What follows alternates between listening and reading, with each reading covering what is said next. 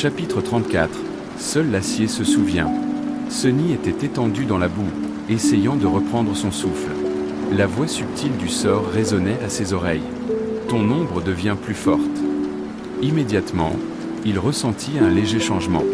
Son corps devint plus fort, sa vision plus nette, sa peau plus lisse. Le changement était minime, mais apparent. Ça c'était quoi? Il avait une idée, et elle fut facile à confirmer. Sonny invoqua les runes. Fragments d'ombre, 14 pour 1000. Auparavant, il ne possédait que 12 fragments d'ombre mystérieux, sans savoir comment en acquérir davantage. Désormais, le processus semblait automatique. Il lui suffisait de tuer un ennemi pour absorber une partie de son ombre et renforcer son propre noyau. De plus, le nombre de fragments qu'il pouvait recevoir n'était pas directement lié au nombre d'ennemis tués. Après réflexion, Sonny arriva à une conclusion préliminaire. Les noyaux d'âme endormis lui donnaient un fragment, tandis que les noyaux éveillés en donnaient deux. Cependant, seuls les ennemis qu'il vainquait directement, eux plus ou moins, comptaient. Tuer la larve du roi de la montagne, une bête endormie, lui avait donné un fragment d'ombre. Achever l'esclavagiste vétéran, un humain endormi, lui en avait donné un autre. Le roi de la montagne était un tyran éveillé, ce qui signifiait qu'il possédait 5 noyaux éveillés. Chaque fragment d'ombre lui avait donné 2 fragments d'ombre, ce qui lui avait valu un total de 12. Et maintenant, après avoir tué le charognard de la carapace, il en possédait 14. Il est intéressant de noter qu'il n'a reçu aucun fragment des morts de Shifty, Scholar et Hero, bien qu'ils aient péri à cause de ses machinations. Il semble qu'il ait dû achever un ennemi de ses propres mains pour absorber une partie de son ombre. Eh bien, ou du moins en invoquant un ancien dieu mort.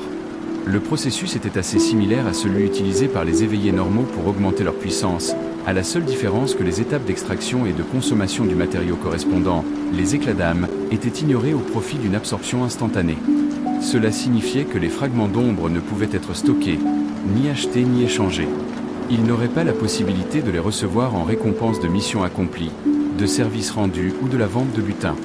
Si Sonny voulait devenir plus fort, sa seule option était de se battre et de tuer. Ce n'est pas une vie paisible pour moi, je suppose. Auparavant, Sonny pensait avoir au moins le choix de choisir une voie relativement sûre. Nombre d'éveillés ne quittaient jamais les citadelles humaines et n'affrontaient jamais de créatures cauchemars, préférant accomplir divers tâches dans le royaume des rêves, comme ils le feraient dans le monde réel. Ils recevaient des paiements sous forme d'éclats d'âme, qui étaient à la fois le carburant de la progression et la monnaie universelle des citadelles. Sonny n'avait jamais envisagé une telle vie, mais ne pas avoir le choix était quelque peu irritant. Heureusement, il y avait aussi un bon côté des choses. Sans avoir besoin d'utiliser des éclats d'âme pour renforcer son noyau, il pourrait dépenser tout ce qu'il gagne librement et sans souci. Après tout, après avoir tué un ennemi et absorbé les fragments d'ombre, l'éclat d'âme serait toujours là, prêt à être récupéré et échangé contre quelque chose dont Sonny pourrait avoir besoin plus tard. Cela le rendrait effectivement 2 fois plus efficace en termes de revenus et de dépenses, ce qui n'était pas un mince avantage. De plus, il y avait la question du noyau de l'ombre. Puisque Sonny et son ombre y étaient liés, renforcer le noyau augmenterait non seulement la puissance de Sonny, mais aussi celle de l'ombre. Ainsi, s'il l'utilisait pour se renforcer davantage, l'effet serait cumulé, produisant une double amélioration. Ainsi, pour chaque fragment d'ombre qu'il collectait, Sonny serait en fait capable de récolter 2 fois plus de bénéfices qu'un éveillé ne le ferait avec un éclat d'âme. Pas mal. Pas mal du tout. Ah, l'avenir était radieux. À condition qu'il survive et ait la chance d'avoir un avenir, bien sûr. En se redressant, Sonny leva les yeux et trouva le groupe de runes décrivant ses souvenirs. L'âme d'Azur, avait-il enfin une arme? Mémoire, Azur Blade. Rang de mémoire, éveillé. Type de mémoire, arme. Description du souvenir. Sur ce rivage oublié, seul l'acier se souvient. 1. Intéressant. Pas très instructif, mais intéressant. Sonny invoqua sa nouvelle arme, et une épée tranchante et légère apparut aussitôt dans sa main. Elle mesurait environ 1 mètre de long, manche compris. La lame était droite et à un seul tranchant, se terminant par une pointe anguleuse. Forgée dans un acier azur, elle présentait un magnifique motif en couche. Au plus profond de l'acier, des étincelles blanches étaient visibles. La garde croisée était minimaliste et simple, n'offrant presque aucune protection aux mains du porteur. Si Sonny connaissait les armes blanches, il l'aurait appelé un tank DAO. Cependant, il n'avait aucune idée de ce que c'était. Tout ce qu'il avait compris, c'est que la lame était à un seul tranchant, ce qui signifiait qu'elle était probablement destinée à trancher et à couper plutôt qu'à percer, et que le manche était suffisamment long pour tenir deux mains. De plus, l'épée était jolie. Il invoqua l'ombre et l'enveloppa autour de la lame d'azur.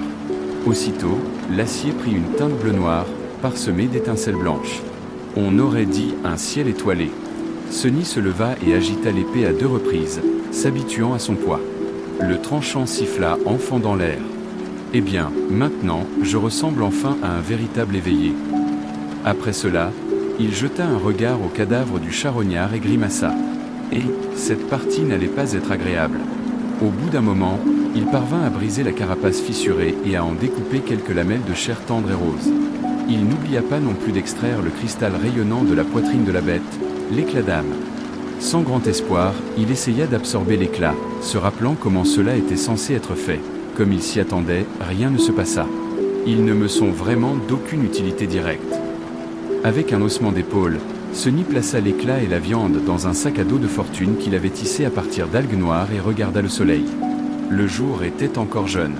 Il avait encore de bonnes chances d'atteindre la colline lointaine avant le retour de la mer. Cependant, sa jambe gauche avait été blessée lors du combat contre la bête carognarde, et marcher n'était plus aussi facile qu'avant. Il serra les dents et se mit à boiter. Les heures passèrent. À cause de ses contusions et d'une vigilance accrue, la progression de Sunny ralentit considérablement. Il transpirait et grinçait des dents, ressentant une douleur à chaque pas. Pire encore, plus il s'enfonçait dans le labyrinthe, plus les chemins devenaient confus et embrouillés. Même avec l'aide de l'ombre, il devait constamment revenir en arrière et peinait à retrouver la bonne direction. Merde, merde, merde. Si rien ne changeait, Sunny n'atteindrait pas son but, ce qui signifierait qu'il serait écrasé par la mer qui revient. Ne s'autorisant pas à penser à la mort, Sunny essaya d'accélérer le pas. Cependant, il ne pouvait pas se précipiter. Un mauvais virage lui aurait fait perdre de précieuses minutes, il devait donc choisir son chemin avec soin. De plus, ne pas remarquer une autre embuscade pouvait lui coûter la vie. Maudit soit-il. Juste au moment où il commençait à se sentir désespéré, son ombre vit soudainement quelque chose qui envoya momentanément Sunny dans la stupeur. Un peu plus loin sur le sentier, au-delà de quelques virages, les coraux s'élargissaient, créant une petite clairière. Et au milieu de cette clairière, quelqu'un marchait dans la boue. La première chose que vit Sunny fut une peau claire, beaucoup de peau. La grande fille svelte ne portait qu'une jupe de fortune et un soutien-gorge rudimentaire, tous deux faits d'algues. Pourtant, cela ne semblait pas la gêner. D'un air calme, elle s'arrêta et regarda derrière elle. Le vent jouait avec ses courts cheveux argentés. C'était Néphi, l'étoile changeante. Dans une main, elle tenait le bout d'une étrange corde dorée. Et à l'autre bout de la corde, Cassia, la fille aveugle, suivait attentivement derrière.